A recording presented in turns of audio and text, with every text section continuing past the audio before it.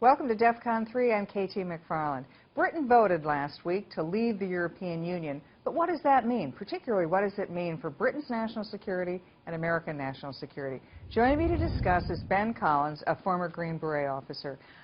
Okay, so what does this mean? NATO is not the European Union, but we're all members of NATO. So what are the national security implications? So there's two parts to this. There's a strategic and there's a tactical. So the strategic is kind of the more long-term threat, and then there's the tactical, which is the immediate.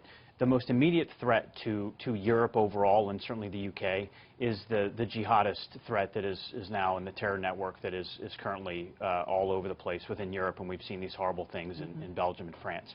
The strategic threat is obviously going to be Russia.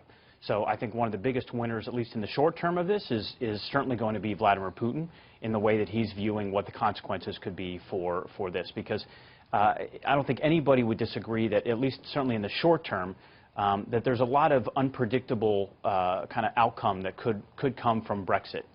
One of them is, Europe and the EU certainly is going to be spending a lot of time kind of internally trying to figure out what it is that they're going to do next, which means that they have less time to kind of focus on the growing threat that is Russia and Vladimir Putin.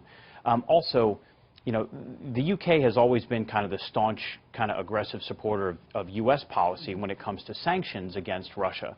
So without the British voice within the EU, I think that Russia and Putin are certainly looking at this saying this is a great opportunity because there's going to be a reduced stress on the sanctions, and they're going to look to getting some of those sanctions kind of stripped back or certainly not as enforced. So that's kind of the long-term threat. There's going to be an economic hit that Britain takes. Britain accounts for about 20%, I think, of the military budget overall through the EU. There are also going to be consequences, perhaps, if there's a trickle-down effect of other countries. Perhaps Scotland is going to have their own referendum, and that's where they house all their nuclear submarines in Scotland. So if they lose that, the UK has a hard choice to face, and it would completely change the dynamics of our own nuclear policy. So a lot of long-term, a lot of near-term effects that we just have to see what happens. Let's go to the near-term effects. Does Britain leaving the European Union make it less safe from the jihadist threat, or how does that work? Is Britain still going to cooperate with the European law enforcement agencies to sort of track terrorists, or are they safer because they can keep terrorists from getting in? Well, I think it's not an easy answer, right? On the one hand, they do now will retain some of their sovereignty, and they're not going to be dictated by the EU to take in hundreds of thousands of migrants that ISIS has said that they want to sneak terrorists in. On the same token, Britain is the foremost intelligence agency within the European domain, full stop. The fact is, we've already seen kind of the sharing of information across countries, even that border each other between Belgium and France is difficult. They've always counted on Britain to kind of be the backbone of that intelligence piece. So I think if, there's also access to the Europol database, that's tracking a lot of these guys, which is part of the EU system. So Britain is going to have to negotiate with EU in terms of how they're going to participate within that database. My concern is there's already complexity within the EU to share information and how they act on it. This is going to add a level of complexity. It's not that it can't be overcome. I certainly think it can. So I think a lot of this is just how are they going to actually react to this, and are they going to actually be able to do this kind of in a cohesive manner and recognize that, look, even though they might not be a part of the EU anymore or within 2 years or less, they still have to share information with each other to defeat this terror threat, and how they're going to act on it. And that's going to be very telling. Okay, two things that you said struck me. Where the Brits put up the most single contribution of any country to the European defense. The United States uses maybe 75% of the NATO contribution comes from the United States. Is this the rest of Europe, the Germans, the French, the Belgians, the other countries looking and saying, wait, Britain's getting out, America's with Britain, we better step up to the plate and worry about our own security? Or will it have the opposite effect and they say, Jesus, we're on our own, we better capitulate?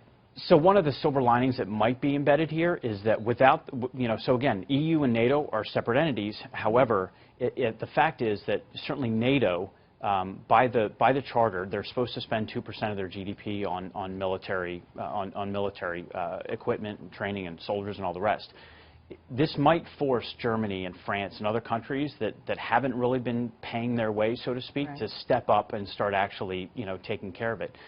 there's a burr in the saddle, so to speak, in that, just I think today or certainly this week, the head of the Foreign Policy Commission with the EU is actually, she's rolling out a defense plan. So there's actually something on the table right now where the EU has thought long about standing up a European army, an EU army, with its own headquarters and its own units. And the one organization, or the one country that's been adamantly opposed to that, because it would just create a divergence, against NATO, is England. So now that England's out, they might be in a position now where they're really going to focus on, maybe they do try to stand up a European army. And again, having a European army and a NATO, those two things are in conflict, and the one winner of that is Vladimir Putin and Russia.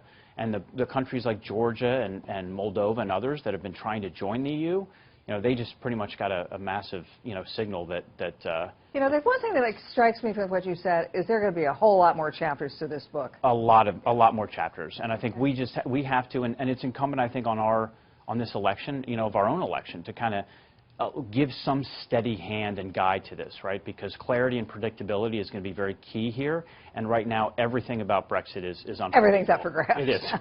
Okay, well said. Ben Collins, former Green Beret Special Forces guy and national security expert. Thanks so much for joining us. Thank you, KT. Okay, I'm KT McFarland. That was DEF CON 3. If you want to know more about what this means for the world, go to foxnews.com.